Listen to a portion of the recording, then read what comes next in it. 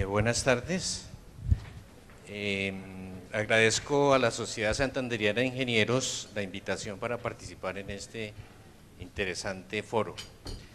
Yo les voy a hablar de los páramos como ecosistema y del estado actual de los páramos, y de pronto estos conocimientos que hemos venido acumulando pueden servir para la discusión y para tenerlos en cuenta en toda esta problemática que tienen actualmente los páramos. Bueno, los páramos son ecosistemas netamente que están en la zona tropical, o sea, son ecosistemas netamente tropicales, son ecosistemas tropicales de alta montaña y se encuentran principalmente en el norte de Sudamérica, con unas pequeñas manchas en Costa Rica. Pero el concepto páramo se ha venido extendiendo hacia las montañas de África y hacia las montañas del sureste de Asia. Pero los páramos como ecosistema, entonces son páramos de alta montaña, y ser páramo de alta montaña tiene unas implicaciones ecológicas de las cuales vamos a hacer énfasis, porque esas implicaciones ecológicas son la base para una conservación, manejo y utilización de los páramos. Lo primero que vamos a mirar es que si ustedes miran, los páramos tienen una distribución, por ejemplo aquí está la Sierra Nevada de Mérida en Venezuela, los tenemos repartidos en la cordillera oriental, en la cordillera central, hay unas manchitas de páramo en la cordillera occidental, pero hay otras gran manchas de páramo ya en Ecuador, y en Perú hay unos páramos secos que se llaman jalcas, o sea, es un ecosistema básicamente que se distribuye en lo que es Colombia y Ecuador, en donde tienen la mayor extensión, o sea, en la parte más húmeda del trópico. En Colombia los tenemos básicamente en la cordillera oriental. Lo primero, para entender bien cómo funcionan los páramos, es que no son ecosistemas continuos. Los páramos son islas biogeográficas, y eso tiene unas implicaciones ecológicas.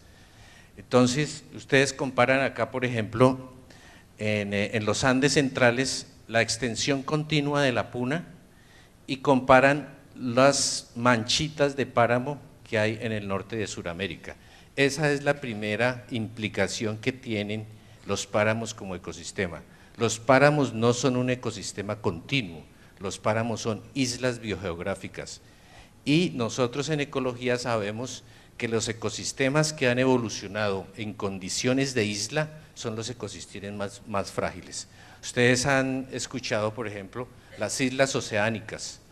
Las islas oceánicas evolucionan en condiciones totalmente lejos de los continentes, y en el mundo las islas como ecosistema son los ecosistemas más frágiles que hay. ¿Por qué? Porque no evolucionaron con un gran régimen de disturbios. Lo mismo le pasa a los páramos. Los páramos que están en condiciones de isla evolucionaron independientemente unos de otros, y una de las explicaciones de por qué hay tantos endemismos en los páramos es por eso, porque evolucionaron aislados unos de los otros, aunque en el Pleistoceno se conectaron los páramos. Ahorita les explico eso, porque eso es una de las primeras cosas que hay que tener en cuenta cuando se habla de por qué los páramos son frágiles. Primero, su condición de isla. Entonces, en condiciones de isla la evolución es diferente que en condiciones continuas, ¿sí? En condiciones de isla hay mucha más fragilidad, por una sencilla razón: no evolucionaron con un régimen de disturbios. Eso se los voy a explicar ahorita, porque es una de las cosas más interesantes que hay que tener en cuenta para explicar la fragilidad de los páramos. Entonces, evolución bajo condiciones de isla es una de las características más importantes que hay que tener en cuenta para explicar por qué los páramos se afectan tan fácilmente con un disturbio.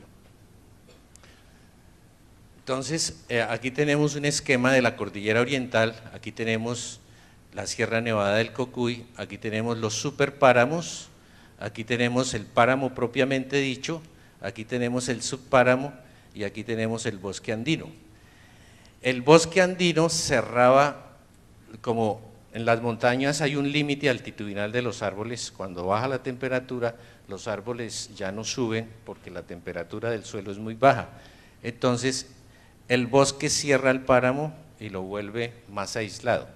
Una de las consecuencias las malas consecuencias de dejar abiertos los páramos al turbar el bosque es que creó una gran cantidad de disturbios hacia los páramos que vamos a hablar ahorita. Entonces nosotros tenemos, perdón, esto se me, bueno, creo que se me fue la… Bueno, entonces otro de los aspectos más interesantes de los páramos también que hay que tener en cuenta es que son ecosistemas de herencia glaciar. En el Pleistoceno, en las edades de hielo, las montañas todas se cubrieron, las montañas tropicales arriba a aproximadamente de 3.000 metros, aunque localmente pudo haber sido bajado el hielo más. Entonces los páramos se cubrieron totalmente de hielo. Ahora actualmente ustedes saben que con el cambio climático todavía se están retirando los hielos, pero los páramos se cubrieron de hielo aproximadamente hasta los 3.000 metros. Esa es otra de las características de los páramos. Los páramos son ecosistema de herencia glaciar, por eso es que tal vez son tan importantes desde el punto de vista humano, por la cantidad de agua que generan. Entonces, al estar cubiertos después al retirarse los hielos, los páramos quedaron con un relieve, con una geomorfología de herencia glaciar. ¿Eso qué implica? Implica que la conectividad entre lagos,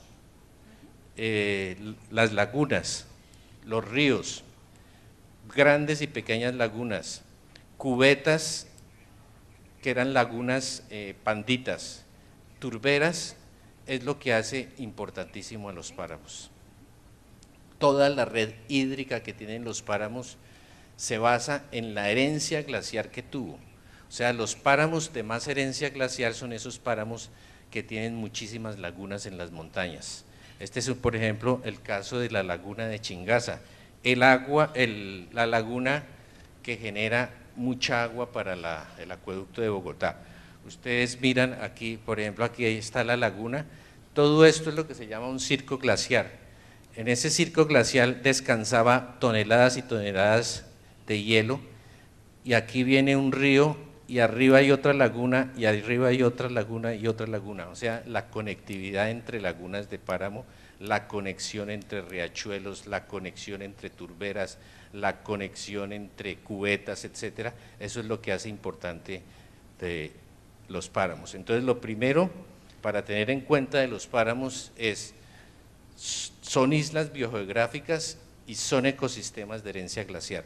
Ser ecosistema de herencia glaciar implicó una gran cantidad de geomorfología. Después de que se retiraron los hielos, quedaron un relieve modelado por el hielo, y entonces quedan lagunas acá, otra laguna acá, otra acá, quedan valles, cenú, ríos, morrenas, etcétera, que sería largo explicar acá toda la geomorfología glaciar, y eso es lo que hace que un páramo sea tan heterogéneo. O sea, los páramos son ecosistemas de altísima heterogeneidad ambiental. La heterogeneidad ambiental implica oferta de muchísimos hábitats para las plantas y para los animales. Entonces, esa es una de las causas de por qué ustedes escuchan en la literatura que las montañas del norte de Sudamérica son las más ricas en especies del mundo. Esa es la causa. Y una heterogeneidad ambiental tan alta, con una red hídrica tan compleja, genera diferentes tipos de hábitat para muchísimas especies.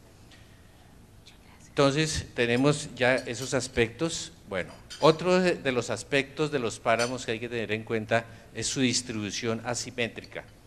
Las vertientes húmedas, en las vertientes húmedas el bosque sube más alto y en las vertientes secas el páramo baja, ¿sí?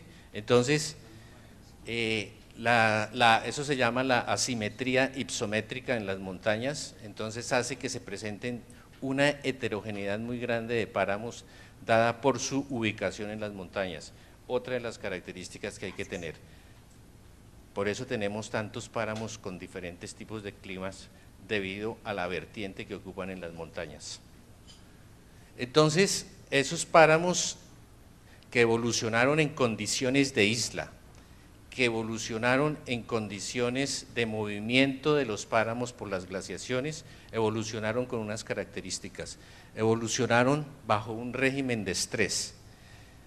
Muchos ecosistemas del mundo todos los ecosistemas del mundo pues tienen diferente grado de estrés, pero los páramos tienen unos estrés muy especial, tienen adaptados a bajas temperaturas, tienen estrés por bajas temperaturas, estrés hídrico sobre todo, y cómo se explica uno si allá hay mucha agua. Las plantas evolucionaron bajo estrés hídrico porque el frío del suelo y la acidez del suelo no les permite captar el agua, entonces están bajo un régimen de estrés, ¿sí? A pesar de que hay agua, no la pueden captar por las bajas temperaturas del suelo y por la acidez del suelo, entonces evolucionaron bajo un régimen de bajas temperaturas, un régimen hídrico, un régimen de nutrientes también.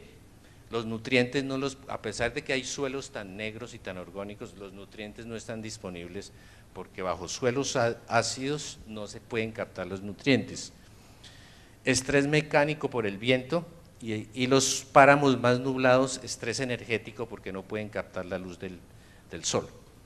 Entonces, la evolución bajo un régimen de estrés produce un ecosistema con unas relaciones entre la biomasa. Si ustedes miran esta diapositiva de unos frailejones, tienen las hojas muertas de los frailejones no caen al suelo, no se descompone la materia orgánica, no caen y la descomposición ocurre es en pie.